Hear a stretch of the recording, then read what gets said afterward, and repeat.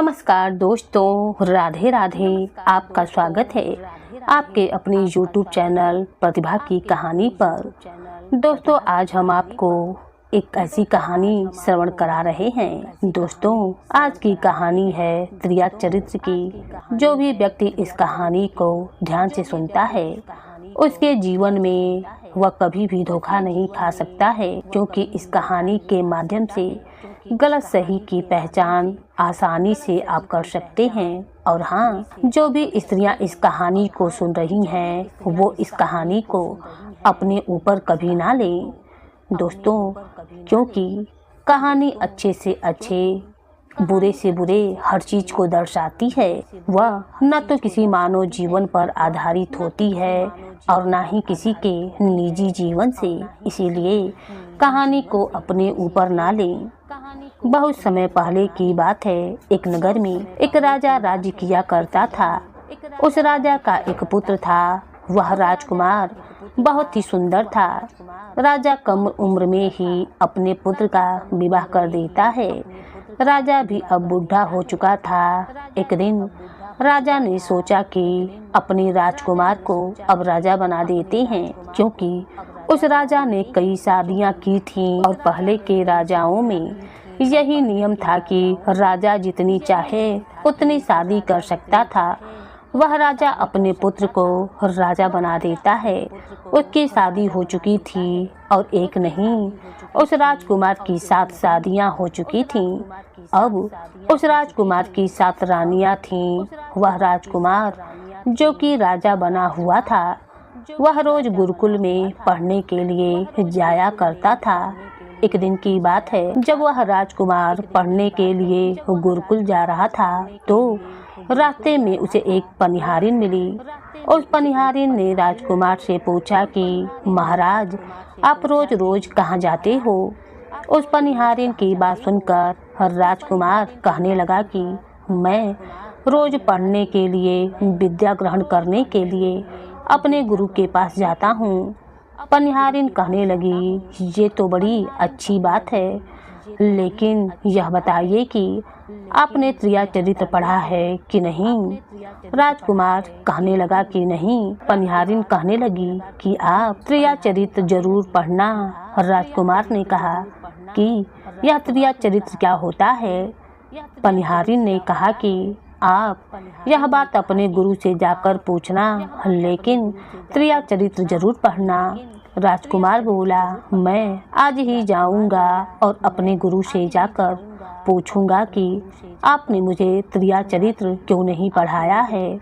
इतनी बात कहने के बाद वह राजकुमार वहां से चल पड़ा। उस पनिहारिन की बात सुनकर राजकुमार गुस्से में गुरुकुल पहुंचा और अपने गुरु को जाकर प्रणाम किया। गुरुजी ने पूछा कि बेटा, क्या हुआ? आज तुम अत्यधिक क्रोध में क्यों दिखाई दे रहे हो? क्या बात है, मुझे बताओ। राजकुमार ने क्रोध में जवाब दिया कि गुरुदेव, आपने मुझे त्रिया चरित्र क्यों नहीं पढ़ाया? यह बात आपने मुझसे क्यों छुपाई? त्रिया चरित्र के बारे में मुझे बताया क्यों नहीं? गुरुदेव कहने लगे, बेटा, तुम त्रिया चरित्र नहीं पढ़ पाओगे, क्योंकि त्रिया चरित्र पढ़ना खतरे से खाली नहीं होता है, और जब तुम त्रिया चरित्र पढ़ोगे तो उसमें तुम्हारी जान भी जा सकती है। राजकुमार कहने लगा कि गुरुदेव, इसकी चिंता आप न करें, अपनी रक्षा हम स्वयं कर लेंगे, आप केवल मुझे त्रिया चरित्र पढ़ाइए। गुरुदेव कहने लगे कि ठीक है। अब राजकुमार गुरु से त्रिया चरित्र पढ़ने लगा। त्रिया चरित्र पढ़ते पढ़ते राजकुमार को 1 साल हो गए, और जब 1 वर्ष व्यतीत हो गया तो गुरु ने कहा कि बेटा, अब तुम घर जा सकते हो और आराम से अपने राज्य को चला भी सकते हो। अब तुम्हें यहाँ आने की कोई आवश्यकता नहीं है। राजकुमार बोला, ठीक है गुरुदेव। इतना कहकर राजकुमार जैसे ही जाने को तैयार हुआ, गुरुदेव उसे रोक लिए और कहने लगे, बेटा, मैं तुम्हें एक ऐसा यंत्र देता हूँ। यह यंत्र जब तुम अपने कानों में लगाओगे तो कोई भी तुम्हें पहचान नहीं पाएगा और तुम उसे पहचान लोगे। राजकुमार वह यंत्र अपने हाथों में ले लिया और गुरु ने कहा, इस यंत्र को ले जाओ और रात के 12 बजे आज ही की रात में अपने महल से निकल करके जंगल की तरफ चले जाना और पूर्व दिशा की ओर जाना। जब तुम पूर्व दिशा की ओर जाना तो यह यंत्र अपने कान में लगा लेना और वहीं पर खड़े हो जाना। वह राजकुमार कहने लगा कि ठीक है गुरुदेव, मैं ऐसा ही करूँगा। उस यंत्र को लेकर राजकुमार अपने महल में आ पहुँचा। जब रात के 12 बजे तो उस राजकुमार की 7 रानियां सो गईं। आधी रात के समय वह राजकुमार अपने हाथों में यंत्र लेकर महल से जंगल की तरफ चल दिया। वह राजा जंगल में पूर्व दिशा की ओर जाता था और वहां जाकर अपने कानों में उस यंत्र को लगा लिया और वहीं पर खड़ा हो गया। थोड़ी ही देर के बाद राजकुमार ने देखा कि वही पनिहारिन जो मुझे रास्ते में मिली थी, जिसने मुझे कहा था कि त्रिया चरित्र की पढ़ाई पढ़ो, वही पनिहारिन एक थाली में खाना लेकर आधी रात को जा रही है। वहाँ थोड़ी ही दूरी पर एक संत अपनी कुटिया में रहते थे। वह पनिहारिन संत के पास खाना लेकर जा रही थी। राजा ने देखा कि यह तो वही पनिहारिन है जिसने मुझे कहा था कि त्रिया चरित्र की पढ़ाई जरूर पढ़ना, लेकिन पनिहारिन उस राजा को नहीं पहचान पाई क्योंकि राजा के कानों में यंत्र लगा हुआ था। यंत्र लगने की वजह से राजा किसी को भी पहचान सकता था। राजा ने अपने मन में सोचा कि चलो इसके पीछे चलते हैं। या आधी रात को भोजन लेकर संत की कुटिया की तरफ क्यों जा रही है, इसका क्या कारण है? अब तो राजकुमार भी उसके पीछे पीछे चल दिया। अब वह पनिहारिन उस कुटिया में उस साधु के वहाँ पहुँचती है। वह साधु जादूगर था। राजा पीछे पीछे गया और वह राजा अपने आप को छुपा करके देख रहा था कि वह पनिहारिन और साधु अब क्या करेंगे। साधु ने उस पनिहारिन से कहा कि अरे पनिहारिन, पहले तो मुझे यह बतलाओ कि आज आने में इतनी देर कैसे लग गई। हाथ जोड़कर वह पनिहारिन कहने लगी कि बाबा, मेरा गौना हो चुका है और हमारे पति हमें ले जाने के लिए आए हुए हैं। हमें लेकर कल चले जाएंगे, इसीलिए हमें उन्हें सुलाने में थोड़ी देरी लग गई और यहाँ आने में और भी देरी हो गई। जब यह बात साधु ने सुनी कि उसका विवाह हो चुका है और उसका पति उसे लेने आया हुआ है, तो वह साधु कहने लगा कि पनिहारिन, इसका मतलब है कि तुम अपने पति के साथ जाना चाहती हो, तो फिर तुम हमारे पास क्यों आई हो? चली जाओ यहाँ से। पनिहारिन कहने लगी, नहीं बाबा, मैं आपके बिना नहीं रह सकती हूँ, मैं आपके बिना नहीं जी सकती हूँ। फिर साधु बोला कि पनिहारिन, इसके लिए तुम्हें एक काम करना होगा। साधु एक बड़ा सा चाकू निकाला और उस पनिहारिन को चाकू देते हुए कहने लगा कि पनिहारिन, इस चाकू से अपने पति की गर्दन काटकर यहाँ लेकर आओ और अपने उस पति को मार दो जो हमारे और तुम्हारे बीच में दरार बन रहा है। तब मैं तुम्हें रखूँगा, तुमसे विवाह करूँगा, तुम्हें अपनी पत्नी बनाऊँगा। बिना कुछ सोचे समझे वह पनिहारिन चाकू ली और दौड़ते हुए अपने घर जाने लगी। उसका पति सो रहा था। वह जाकर अपने पति की गर्दन काट दी और उसकी गर्दन को लेकर साधु के पास आ पहुंची और जो राजकुमार थे वो उसके पीछे पीछे उसका सारा कारनामा देख रहे थे। जब साधु ने देखा कि यह अपने पति को मार करके उसकी गर्दन यहाँ लेकर आई हुई है, साधु को उस पर बहुत गुस्सा आया। साधु ने उसे लात मारी और कहा, भाग जा यहाँ से। जब तू अपने पति की नहीं हो सकी तो जिसके साथ तूने फेरे लिए हैं, तू मेरी क्या होगी। जल्दी भाग जा यहाँ से। अगर तू मेरे पास दोबारा आई तो मैं तुझे जीवित नहीं छोड़ूंगा। साधु की यह बात सुनकर उस पनिहारिन को ऐसा लगा जैसे उसके पैरों तले जमीन खिसक गई हो। फिर भी अपने पति की कटी हुई गर्दन को लेकर वह आई और उसकी गर्दन जोड़ दी और वहीं बैठकर ईश्वर जैसे ही सवेरा हुआ अपने पति के पास बैठकर रोने लगी और चिल्लाने लगी और कहने लगी, देखो किसी ने मेरे पति की हत्या कर दी है। ये बात पूरे राज्य में फैल गई कि पनिहारिन के पति को किसी ने मार दिया है। यह खबर राजा तक भी पहुंच गई। रात में उस पनिहारिन का सारा कारनामा राजकुमार अपनी आंखों से देख चुका था।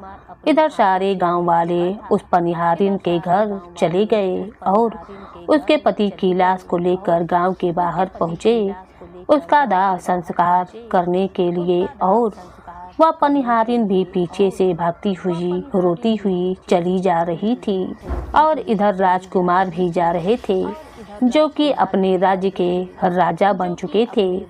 पनिहारिन रोती हुई चिल्लाती हुई पहुंची और कहने लगी, मैं तो सती बनूंगी, क्योंकि अगर जब मेरे पति ही नहीं रहे तो ऐसे जीवन का क्या फायदा है। मैं इन्हीं के साथ सती हो जाऊंगी। राजा को उसकी बातें सुनकर हंसी आ गई और राजा कहने लगा, प्रिया चरित्र जाने ना कोई और कसम मार के सती हुई। राजकुमार की यह बात कोई और तो नहीं समझ पाया, लेकिन वह पनिहारिन समझ गई। पनिहारिन कहने लगी कि राजा साहब, आप हमारे ऊपर यह बात कह रहे हैं, लेकिन चलिए कोई बात नहीं, मैं तो सती हो जाऊंगी। लेकिन जाते जाते मैं तुम्हें एक बात बताती हूँ। राजकुमार कहने लगा, क्या बात बताना चाहती हो? पनिहारिन बोली कि राजा साहब, आप जब चटाई पर बैठे तो उस चटाई को झाड़कर बैठिएगा। राजा कहने लगा कि यह पनिहारिन क्या कह रही है? मैं तो राजा हूँ, मुझे चटाई पर बैठने की क्या आवश्यकता है? पनिहारिन ने कहा, नहीं, जब ये नौबत आ जाए तुम्हें कोई चटाई पर बैठने को कहे तो तुम चटाई को झाड़कर ही बैठना। राजकुमार बोला, चलो ठीक है, अगर तुम कह रही हो तो ऐसा ही करूँगा। इतना कहने के बाद वह अपने पति के साथ सती हो गई और राजकुमार उनका अंतिम संस्कार करवा कर अपने घर को आ पहुँचा। इसी तरीके से पूरा दिन व्यतीत हुआ और उधर जब दूसरी रात आई तो राजा ने अपने गुरु के कहे अनुसार वही यंत्र कान में लगाया और पूर्व दिशा की ओर उसी स्थान पर जाकर खड़ा हो गया जहां पर पिछली रात खड़ा हुआ था। दूसरी रात का सीन देखकर राजा के पैरों तले से तो मानो जमीन ही खिसक गई। राजा क्या देखता है कि उसकी सातों रानियां भोजन की थाली अपने अपने हाथों में लेकर इस बाबा की कुटिया की ओर जा रही हैं। जैसे ही राजा ने अपनी सातों रानियों को उस बाबा की कुटिया की तरफ जाते हुए देखा, राजकुमार के पैरों तले जमीन खिसक गई। राजकुमार अपने मन में सोचने लगा कि यह चक्कर क्या है। तभी उनमें से एक रानी राजकुमार को देख ली, लेकिन रानियों ने अपने पति राजकुमार को नहीं पहचाना, क्योंकि राजकुमार अपने कानों में यंत्र लगाए हुए थे। यंत्र लगने की वजह से राजा को कोई भी पहचान नहीं पाता था। उनमें से एक रानी कहने लगी कि यह लड़का इतनी रात को यहाँ क्या कर रहा है और क्यों खड़ा है? चल हमारी यह थाली लेकर के उसे कुटिया तक पहुँचा दे। बिना कुछ सोचे समझे राजकुमार ने वह थाली अपने हाथों में ले ली और अपनी रानियों के साथ कुटिया तक जाने लगा। जब सातों रानियां राजकुमार के साथ उस बाबा की कुटिया में पहुंची, राजकुमार कुछ भी नहीं बोल रहा था, क्योंकि राजकुमार देखना चाहता था कि मुझ में और हमारे महल में ऐसी क्या कमी है जो हमारी सातों रानियां इस बाबा के पास आई हुई हैं और इस साधु के पास ऐसा क्या है जो हमारी सातों रानियां भी यहाँ आती हैं? वह राजकुमार चुप करके सब जानना चाहता था। इधर जब वह सातों रानियां और राजकुमार को लेकर साधु के पास पहुंची तो महात्मा राजकुमार को देखकर कहने लगा कि यह कौन है? तो रानियां कहने लगी कि महात्मा, यह बालक हमें रास्ते में मिल गया था, इसने हमारी सहायता की है तो हम इसे अपने साथ ले आए हैं। एक रानी ने कहा, एक काम करते हैं, इसे आज रात यहीं रहने देते हैं, कल सुबह होते ही यह यहाँ से चला जाएगा। वह साधु उनकी बातों को मान लिया। वह साधु अपने एक शिष्य को बुलाया और उनसे कहने लगा कि आज के लिए इस बालक की रुकने की व्यवस्था कर दो। वह शिष्य राजकुमार को लेकर एक कमरे में चला गया। उस कमरे में एक चटाई बिछी हुई थी। शिष्य कहने लगा कि देख भाई, आज तुझे इस चटाई पर ही सोना पड़ेगा। वह शिष्य राजकुमार को इतना कहकर वहां से चला गया। राजकुमार उस कमरे में अकेले पड़ा हुआ था। राजकुमार अपने मन में सोचने लगा कि आज तो नौबत आ गई है कि चटाई पर सोने की। फिर राजा कहने लगा, चलिए कोई बात नहीं, आज की रात हम चटाई पर ही गुजार लेंगे। राजकुमार जैसे ही चटाई पर बैठने वाला था कि उसे पनिहारिन की बात याद आ गई। वह सोचने लगा कि पनिहारिन ने मुझसे कहा था कि जब भी तुम्हें चटाई पर बैठने की नौबत आए तुम चटाई को अवश्य झाड़ लेना। चलो आज पहले झाड़ ही लेते हैं, हो सकता है कि इसके पीछे भी कोई राज छिपा हो। जैसे ही राजा उस चटाई को झाड़ा तो देखता क्या है, राजा ने देखा कि एक बहुत बड़ा भयानक कुआं है। राजा ने जब उस कुएं को देखा तो राजा के होश उड़ गए। राजा ने उस कुएं के अंदर झांक के देखा तो राजा को अंदर बहुत सारे कैदी दिखाई दिए, जिन्हें उस साधु ने अंदर कैद करके रखा हुआ था। उन कैदियों में से एक आदमी ने राजकुमार को पहचान लिया। वह आदमी राजकुमार से कहने लगा कि राजकुमार, आप यहाँ कैसे आ पहुँचे हैं? राजकुमार बोला कि धीरे बोलो, नहीं तो सब पोल पट्टी खुल जाएगी। तब सभी कैदियों ने कहा कि राजा साहब, आप यहाँ से भाग जाइए, हम तो यहाँ से निकल नहीं पाएंगे, लेकिन आप यहाँ से भाग जाइए, नहीं तो आपका भी यही हाल हो जाएगा जो कि हमारा हुआ है। आप भी यहीं पर फंस जाएंगे, आपको भी पकड़कर यह साधु इसी कुएं में डाल देगा। आप जितना जल्दी हो सके यहाँ से भाग जाइए। तो दो राजा जब उस कमरे के अंदर गया तो राजा ने अपने कान से यंत्र निकाल लिया था और जब राजा वहां से भागा तो अपने कान में यंत्र लगाना भूल गया। राजा को भागते हुए उन रानियों ने और साधु ने देख लिया। रानियों ने जब राजा को भागते हुए देखा तो रानियां कहने लगी, यह तो हमारे पति हैं। रानियां उस महात्मा से बोली कि महात्मा जी, अब तो हमारी सारी पोल पट्टी खुल जाएगी। उन्होंने हमें यहाँ पर देख लिया है, अब हमारा क्या होगा? वह साधु कहने लगा कि तुम यहाँ क्या देख रही हो, जल्दी जाओ और अपने पति को पकड़कर ले आओ। वह सातों रानियां राजकुमार को पकड़ने के लिए दौड़ी दौड़ी राजमहल की ओर चल पड़ी। राजा के पीछे पीछे भागती रहीं, लेकिन राजकुमार इतना तेज भागा कि वह अपने महल जा पहुंचा। रानियां घबरा गईं, रानियों के तो होश उड़ गए। रानियां फिर वापस उसी बाबा के पास आ पहुंची और बाबा से कहने लगी कि महाराज, अब तो हमारे पति हमें जीवित नहीं छोड़ेंगे। हम जैसे ही घर जाएंगे वह हमारी जान ले लेंगे।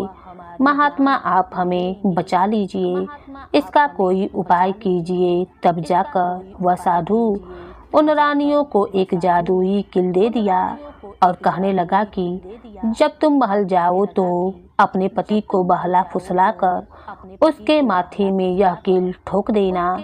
यह जादुई कील है, तुम्हारे पति को बकरी बना देगा और तुम सातों मिलकर उसे मार देना। बस उसकी कहानी खत्म हो जाएगी और तुम सातों रानियां बच जाओगी। सातों रानियां महात्मा के द्वारा बताए अनुसार कार्य करने को तैयार हो गईं। वह सातों रानियां साधु की बात मान ली और जादुई कील को लेकर महल आ पहुंची। वह सातों रानियां आपस में विचार करने लगी कि राजा सबसे ज्यादा प्रेम सबसे छोटी वाली रानी से ही करते हैं। तो वह रानियां मिलकर जादू वाली कील छोटी रानी को दे दी और कहने लगी कि यह तुम्हारा काम है, तुम किसी भी तरह राजकुमार के सिर में यह कील ठोक देना। वह छोटी वाली रानी कहने लगी कि ठीक है, वह कील मैं ठोक दूंगी और रानी ने ले लिया। जब राजा ने उन सातों रानियों को आते हुए देखा तो क्रोध में कहा कि पहले तुम यहीं पर रुको, पहले मुझे यह बताओ कि हमारे राज्य में और हम में ऐसी क्या कमी है कि तुम आधी रात को उस साधु के पास जाती हो, इसका क्या कारण है। तो सातों रानियां हाथ जोड़कर कहने लगी कि महाराज हमें माफ कर दीजिए, हमें लगता है कि साधु बाबा ने हम पर कोई जादू टोना कर दिया था, इसलिए हमसे ऐसी गलती हो गई। अब से ऐसी गलती हमसे कभी नहीं होगी। छोटी रानी को ऐसी बातें सुनकर राजा उनकी बातों को मान लिया, क्योंकि वह राजा छोटी रानी से बहुत प्रेम करता था। वह राजा भी सोचने लगा कि शायद उस बाबा ने ही इन पर कोई जादू टोना कर दिया होगा। राजा अपनी सातों रानियों को माफ कर दिया और कहने लगा ठीक है, तुम अपने अपने कमरे में चली जाओ। सबसे छोटी रानी, जिससे राजकुमार बहुत अत्यधिक प्रेम करता था, सबसे छोटी रानी राजकुमार को खाना खिलाती थी और राजकुमार को सुला देती थी। जब वह राजकुमार सो गया तो सभी रानियां भी वहीं पर आ पहुंची। सबसे छोटी रानी वह जादुई कील निकालकर और राजा के सिर में ठोक दिया। छोटी रानी ने कील जैसे ही ठोका, राजा पूरी तेजी से उठा, क्योंकि इतने समय में वह बकरी बन चुका था। जब उस राजा में इतनी शक्तियां नहीं थीं कि उन रानियों से मुकाबला कर सके, रानियां उस राजा को पकड़ने लगीं, लेकिन राजा ने फिर भी हिम्मत न हारी और अपने महल की खिड़की से कूदकर राजा भागते भागते अपने गुरु के पास पहुँचे। बकरी बना राजा कहने लगा, गुरुजी मुझे माफ कीजिए, मेरी जान बचाइए, नहीं तो मैं मारा जाऊंगा। गुरु कहने लगे कि बेटा, मैंने तुमसे पहले ही कहा था कि तुम क्रिया चरित्र मत सीखो, इसमें जान भी जा सकती है। अब सीखो क्रिया चरित्र, देखा इसका नतीजा। राजकुमार कहने लगा, गुरुदेव मुझे माफ कर दो और जल्दी मेरी जान बचाओ, नहीं तो मैं मारा जाऊंगा। मेरी ही रानियों ने मेरे सिर में जादू की कील ठोक दी है, जिसकी वजह से मैं बकरी बन चुका हूँ। गुरु ने जब ध्यान से देखा तो कहा कि यह जादुई कील है जो उस साधु ने दी है, मैं तुम्हें अब नहीं बचा सकता राजकुमार। राजकुमार बोला, नहीं गुरुदेव, ऐसा मत कहिए, मैं आपका शिष्य हूँ, आपका कर्तव्य है मेरी जान बचाना। गुरु ने कहा, ठीक है बेटा, मैं तुम्हें बचा तो नहीं सकता हूँ, लेकिन एक उपाय है।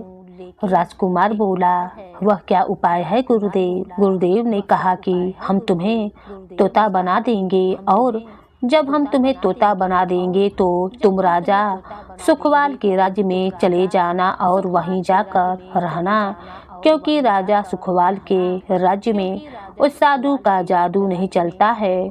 वह राजकुमार कहने लगा, ठीक है गुरुदेव, आप हमें तोता बना दीजिए। वह गुरुदेव उसे तोता बना दिया और वह तोता बनने के बाद राजा सुखवाल के राज्य में पहुंच गया। उसी शहर के पास एक छोटा सा जंगल था जहां पर बहुत सारे तोता रहते थे। वहीं जाकर रहने लगा और इधर सातों रानियां उस राजकुमार को खोज रही थीं।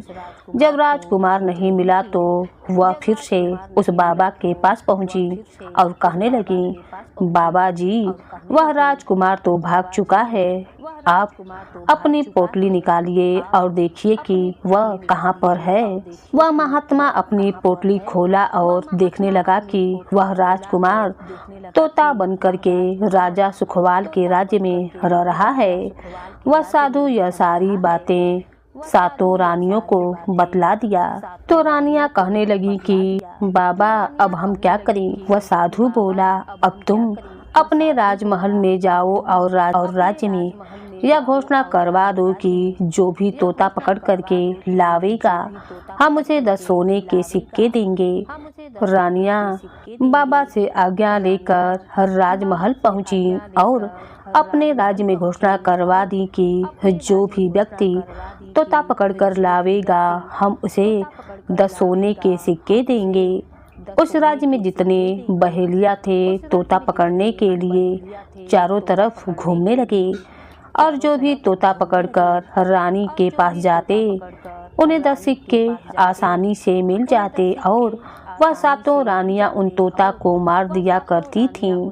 ऐसे धीरे धीरे समय निकलता रहा और उधर वह तोता बना राजकुमार जहाँ गया था वहाँ सारे तोताओं से बहुत अच्छी अच्छी बातें करता था। उन्हें बहुत अच्छा ज्ञान भी सुनाया करता था। तो उन सभी तोता को लगा कि यह तोता तो बहुत ही समझदार है, यह तोता तो बहुत अच्छी अच्छी बातें करता है, इसे हम अपना राजा बना लेते हैं। सभी तोताओं ने मिलकर उसे अपना राजा बना लिया। वह राजकुमार सभी तोताओं का राजा बन गया। एक दिन बहेलिया तोता पकड़ने राजा सुखवाल के राज्य में भी पहुंच गए और वहां उसी पेड़ के पास पहुंच गया जहां पर वह राजकुमार तोता बनकर छुपकर रहा करता था। जब उस बहेलिया ने खूब सारे तोतों को देखा तो सोचा कि अगर हम इतने सारे तोता पकड़कर रानी के पास ले जाएंगे तो हमें बहुत सारे सोने के सिक्के मिल जाएंगे। लेकिन वह बहेलिया सोचने लगा कि हम इतने सारे तोतों को पकड़ेंगे कैसे। जिस पेड़ पर वह तोता रहते थे वह पेड़ गोंद वाला पेड़ था। जैसे ही सुबह हुई उस पेड़ से सभी तोता उड़कर दाना पानी के लिए बाहर चले जाते थे और इधर बहेलिया क्या करता था, अपने चाकू से उस पेड़ पर चारों तरफ कट लगा देता था जिससे कि पेड़ से बहुत सारे गोंद निकल आते थे। पेड़ों के चारों तरफ गोंद ही गोंद हो जाता था। अब बहेलिया सोचने लगा कि जब सारे तोता आवेंगे इस पेड़ पर बैठेंगे वह सभी इस पेड़ पर चिपक जाएंगे और मैं आसानी से उन्हें पकड़कर लेकर चला जाऊंगा। बहेलिया वहीं छुप करके देखने लगा और जब शाम हुई सारे तोता वापस आए और तोता जैसे ही पेड़ पर बैठे सभी के पंजे उस पेड़ में चिपक गए क्योंकि पूरे पेड़ में गोंद ही गोंद लगा हुआ था। अब तो सारे तोता परेशान हो गए। उसमें राजकुमार भी जो तोता बना हुआ था वह भी चिपक गया था। सारे तोता राजकुमार से बोले कि क्योंकि सारे तोता राजकुमार को अपना राजा मानते थे, उन्होंने कहा आप कोई उपाय सोचो जिससे हम इस मुसीबत से बाहर निकल जाएं, नहीं तो सुबह वह बहेलिया आएगा और हमें पकड़कर लेकर चला जाएगा। वह राजकुमार बोला कि तुम बिल्कुल चिंता मत करो, जब सुबह बहेलिया आए तो तुम सभी ऐसा करना कि उस बहेलिया को ऐसा लगे कि सारे तोते मर चुके हैं और जब सभी तोते को पेड़ से छुड़ा करके नीचे फेंक दे तो सभी उड़ करके भाग जाना। सभी तोता कहने लगे ठीक है, अब हम ऐसा ही करेंगे। सुबह हुई जैसे ही बहेलिया पेड़ के पास पहुंचा तो देखा सभी तोता ऐसे लटके हुए थे जैसे कि वह सभी मर चुके हैं। जब बहेलिया तोते को देखा तो सोचा कि अरे ये क्या हो गया, या तो सभी मर गए हैं। बहेलिया पेड़ पर चढ़ा और उनको पेड़ से छुड़ा करके नीचे फेंकने लगा। बहेलिया ने सभी तोते को छुड़ा करके नीचे फेंक दिया, लेकिन जो राजकुमार था, जो तोता बना हुआ था, वह वहीं पर रह गया और नीचे जितने भी तोते थे वह सभी उड़ करके भाग गए। बहेलिया ने सोचा अरे ये क्या हुआ, इस पर तो सिर्फ एक ही तोता है जो कि मरा हुआ लटका हुआ है और जितने तोते को मैंने छुड़ा करके नीचे फेंका वह सभी उड़ करके भाग गए। बहेलिया ने सोचा इसका मतलब सारे तोताओं ने मिलकर मेरे साथ धोखा किया है। वह अब राजकुमार जो था तोता बना हुआ था, सिर्फ वही पेड़ पर लटका हुआ था। वह बहेलिया कहने लगा कि यह सब तुम्हारी चाल है, चलो अब मैं तुम्हें लेकर जाऊंगा और रानी के हाथ तुम्हें बेच दूंगा और मुझे 10 सोने के सिक्के भी मिल जाएंगे। इधर वह बहेलिया उस तोते को बेचने के लिए रानी के पास जाने लगा। रास्ते में वह तोता उस बहेलिया से बोला कि तुम मुझे कहाँ ले जा रहे हो? तो वह बहेलिया बोला मैं तुम्हें बेचने के लिए रानी के पास ले जा रहा हूँ। अगर मैं तुम्हें वहाँ बेचूंगा तो मुझे 10 सोने के सिक्के मिलेंगे। वह राजकुमार बोला कि अगर मैं तुम्हें 1000 सोने के सिक्के दिलाऊं तो क्या तुम मुझे नहीं बेचोगे? बहेलिया बोला लेकिन तुम मुझे 1000 सोने के सिक्के कैसे दिलाएगा? तोता बोला कि राजा सुखवाल के यहाँ एक बहुत बड़ा मेला लगता है, तोता मुझे वहीं बेच दो और हाँ मेरी कीमत मैं स्वयं बताऊंगा। वह बहेलिया उस तोते की बात मान लिया क्योंकि उसको फायदा ही था और रानी के पास बेचने की जगह वह राजा सुखवाल के राज्य में उसके मेले में तोता को बेचने पहुंच गया। राजा सुखवाल के राज्य में यह नियम था कि अगर किसी भी व्यक्ति का सामान शाम तक ना बिके तो उस माल को राजा स्वयं आकर उसे खरीद लेता था। वह बहेलिया उस तोते को ले जाकर बाजार में पहुंच गया। जब भी कोई व्यक्ति उस तोते को खरीदने आता तो वह पूछता कि यह कितने का है। बहेलिया कहता कि तोता अपना दाम स्वयं बताएगा। तो वह तोता अपना दाम इतना बता देता था कि कोई भी व्यक्ति उसे खरीद नहीं पाता था। ऐसा ही करते करते शाम हो गई। जब शाम हो गई तो सभी अपनी अपनी दुकान लेकर चले गए। सभी का दुकान उजड़ गया था, बस एक बहेलिया और एक तोता ही वहां पर मौजूद थे। इधर राजा ने अपने सिपाहियों को आदेश दिया कि जाओ देखकर आओ किसी का सामान तो नहीं रह गया है। जब राजा के सिपाही आए तो उन्होंने देखा कि एक बहेलिया तोता को लेकर खड़ा हुआ है। सिपाही बहेलिया से कहने लगे, बहेलिया तुम्हारा यह तोता क्यों नहीं बिका? तुम इसे कितने में बेच रहे हो? तो तोता बोला कि जो इन्हें 1000 सोने के सिक्के देगा वही मुझे खरीद पाएगा। तोते की बात सुनकर सैनिक सोच में पड़ गए। वह सोचने लगे कि अरे यह तोता तो अपनी कीमत खुद ही बताता है। सिपाही राजा के पास पहुँचे और राजा को सारी बात बताने लगे और कहने लगे कि महाराज, एक बहेलिया एक तोता लेकर बैठा हुआ है, लेकिन वह तोता अपना मूल्य स्वयं बताता है। वह इतना महंगा बताता है, शायद इसीलिए उसे कोई खरीद नहीं सका है। राजा सिपाहियों से पूछा कि वह तोता अपना मूल्य कितना बता रहा है। तो सिपाही बोले, महाराज वह तोता अपना मूल्य 1000 सोने के सिक्के बता रहा है। राजा ने कहा, चलो हम स्वयं चलकर वह तोता खरीदेंगे। अगर हम उसका तोता नहीं खरीदेंगे तो हमारी बड़ी बदनामी होगी कि राजा के बाजार में वह तोता नहीं बिका। राजा अपने घोड़े पर सवार होकर बाजार में पहुंच गया। राजा बहेलिया से कहने लगा कि बहेलिया, इसका क्या मोल है। बहेलिया हाथ जोड़कर कहने लगा, राजा साहब अपना मोल तोता स्वयं बताएगा। वह राजा फिर तोते से पूछा तो तोता बोला कि महाराज इन्हें 1000 सोने के सिक्के जो देगा वही मुझे खरीद पाएगा। राजा अपने सिपाहियों से 1000 सोने के सिक्के मंगवाया और बहेलिया को पकड़ा दिया। तोता को लेकर अपने महल वापस लौट आया। इस प्रकार वह तोता अब उस राजा के पास रहने लगा। वह तोता राजा को बहुत अच्छी अच्छी बातें बताने लगा।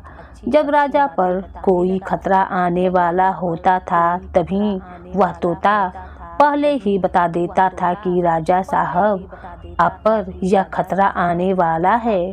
अब तो राजा भी उस तोते से बहुत अत्यधिक प्रेम करने लगे। जब यह बात रानी को पता चली कि राजा एक ऐसा तोता लेकर आए हैं जो कि बोलता है और बहुत ही अच्छी अच्छी बातें बताता है, तो रानी राजा से बोली कि उस तोते को मेरे पास भिजवा दीजिए। हम भी उस तोते को देखना चाहते हैं, हम भी उस तोते से बातें करना चाहते हैं। राजा अपने मंत्रियों से कहकर वह तोता रानी के पास भिजवा दिया। रानी उस तोते से बातें करके बहुत खुश हो जाती थी। अब रानी भी उस तोते से बहुत प्रेम करने लगी थी। तोता राजा से कहता था, महाराज उस रानी की एक पुत्री थी जो कि बड़ी ही सुंदर थी। रानी अपनी पुत्री से कहती थी, पुत्री आज से तुम ही इस तोते का ध्यान रखो और कल तुम इसे अच्छे से नहला देना। वह राजकुमारी भी उस तोते से बहुत प्रेम करने लगी। जैसे ही सुबह हुआ राजकुमारी उस तोते को लेकर नहलाने पहुंची। जब राजकुमारी उस तोते को नहला रही थी तो उसने देखा कि उसके सिर में एक कील धसी हुई है। राजकुमारी उस कील को निकाल दी। राजकुमारी जैसे ही कील को निकाली वैसे ही वह तोता पहले जैसा एक सुंदर सा राजकुमार बन गया। राजकुमारी उसे देखकर घबरा गई। राजकुमार बोला कि तुम घबराओ नहीं, तुम वापस मेरे सिर में यह कील ठोक दो, मैं फिर से तोता बन जाऊंगा और इसके बारे में मैं तुम्हें रात्रि में बतलाऊंगा। तुरंत ही महाराज की पुत्री ने राजकुमार के सिर में वह कील ठोक दी। तुरंत ही वह राजकुमार तोता बन गया। रात को जब वह राजकुमारी उस तोते को लेकर अपने कमरे में पहुंची और उसके सिर से कील को निकाल दिया, फिर वह तोता राजकुमार बन बैठा। वह राजकुमार अपनी सारी दास्तां उस राजकुमारी को बता दिया और कहने लगा, माफ करना, यह दास्तान तुम किसी को बताना नहीं तो मेरी जान चली जाएगी। राजकुमारी इसके बारे में किसी को भूल करके भी न बताना। राजकुमारी ने वैसा ही किया। दिन भर समय बीतता गया और रात को राजकुमारी उस तोते को अपने कमरे में ले जाती थी और उसके माथे से कील निकालकर अलग कर देती थी। वह राजकुमार बन जाता था और रात में वह दोनों साथ में ही रहते थे और ऐसे धीरे धीरे समय निकलता गया। राजकुमारी को उस राजकुमार से प्रेम हो गया। इधर क्या हुआ, तोता बने राजकुमारी की 7 रानियां थीं। वह अब तक बहुत सारे तोता पकड़कर मार चुकी थीं, लेकिन जो राजकुमार तोता बना हुआ था वह उन्हें नहीं मिला था।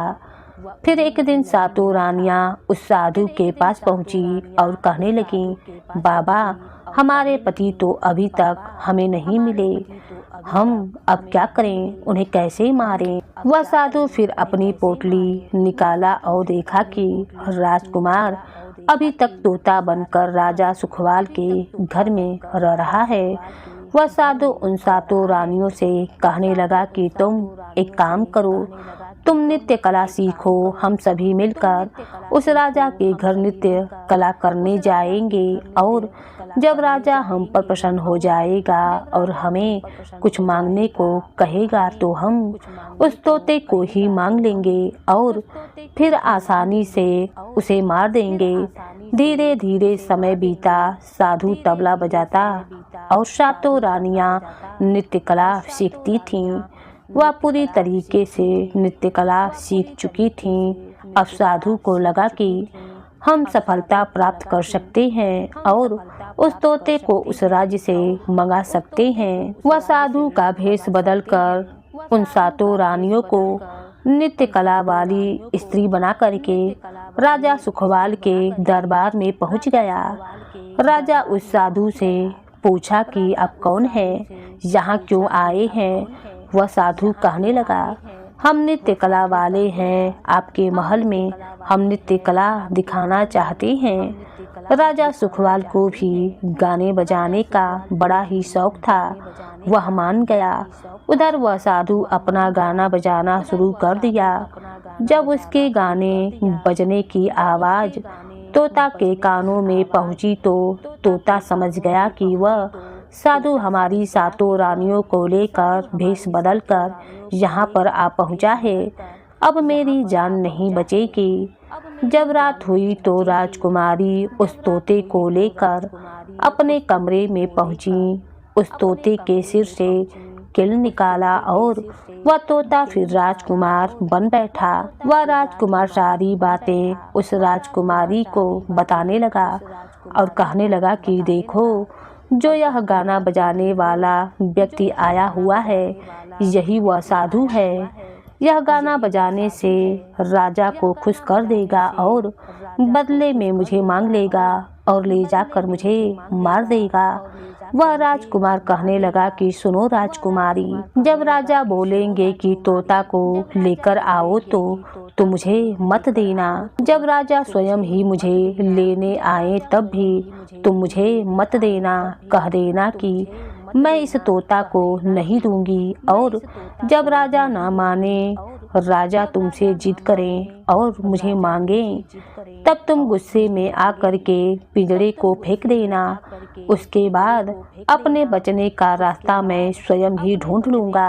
रात गाना बजाना शुरू हुआ तो राजा खुश होकर उन्हें कहने लगा, मांगो, क्या मांगना चाहते हो। वह साधु बोला, जो आपके पास तोता है, जो आप कुछ दिनों पहले ही खरीदे हैं, वह तोता मुझे आप दे दो। राजा बोला, ठीक है, यदि तुम्हें तोता ही चाहिए तो मैं उसे मंगवाता हूँ। राजा अपने मंत्री को आदेश दिया कि जाओ उस तोते को लेकर आओ। वह मंत्री राजकुमारी के पास पहुंचा और कहने लगा कि यह तोता मुझे दे दो। राजकुमारी कहने लगी, नहीं, मैं तोता को नहीं दूंगी। मंत्री ने कहा, देखिए, आप जिल्लत मत कीजिए। राजकुमारी बोली, तुम जाओ और मेरे पिताजी को यहाँ भेज दो, वह आकर इसे स्वयं ले जाएंगे। मंत्री राजा को जाकर सारी बात बता दिया। राजा स्वयं ही आया उस तोते को लेने के लिए। वह राजा जाकर कहने लगा, बेटी, यह तोता मुझे दे दो, यह नृत्य कला वाले को देना है। जो रात भर यहाँ गाना बजाना किया है, यह उन्हें देना है। तो राजकुमारी कहने लगी, पिताजी, यह तोता मैं नहीं दूंगी। राजा क्रोध में आकर कहने लगा, बेटी, यह कैसी बातें कर रही हो, इसे देने का मैंने वादा कर दिया है। जब राजकुमारी ने राजा को क्रोध में देखा तो राजकुमारी को भी गुस्सा आ गया और राजकुमारी गुस्से में पिंजड़े को जमीन पर फेंक दिया। जैसे ही वह पिंजड़ा जमीन पर गिरा, वह टूट गया और तोता जो था वह सरसों का दाना बन गया। यह देखते ही साधु तुरंत कबूतर बन गया और उस दाने को चुगने लगा। वह सरसों का दाना एक नाली में जाकर गिर गया। जैसे ही वह नाली में गिरा, वह राजकुमार बाज बन गया और एकदम से कबूतर पर झपट पड़ा और उसे मार दिया। इस तरह से उस साधु की मौत हो गई। राजा जब यह सब देखा, उसे देखकर आश्चर्य में पड़ गया। वह बाज उस कबूतर को मारकर फिर से तोता बन बैठा और राजकुमारी उस तोते के सिर से किल को निकाल दी। जैसे ही किल निकला, वह फिर से पहले जैसा राजकुमार बन बैठा। वह राजकुमारी अपने पिता को सारी बात बता दी। वह राजकुमार कहने लगा कि राजा साहब, मैं भी एक राजा हूँ और मैं आपकी बेटी से प्रेम करता हूँ और मैं इससे शादी करना चाहता हूँ। वह राजा अपनी पुत्री से कहने लगा कि क्या तुम भी इससे शादी करना चाहती हो? राजकुमारी कहने लगी, हाँ पिताजी, मैं इनसे प्रेम करती हूँ और विवाह करना चाहती हूँ। राजकुमार उस राजा की पुत्री से विवाह करके अपने राज्य को चला आया और जो उनकी 7 पत्नियां थी, उन्हें पकड़ करके उन्हें वह बंदी गृह में डाल दिया और राजकुमार खुशी खुशी अपनी नई रानी के साथ रहने लगा। तो दोस्तों, प्रिया चरित्र की कहानी आपको कैसी लगी, प्लीज कमेंट जरूर करें और हाँ, पसंद आए तो सब्सक्राइब भी करें।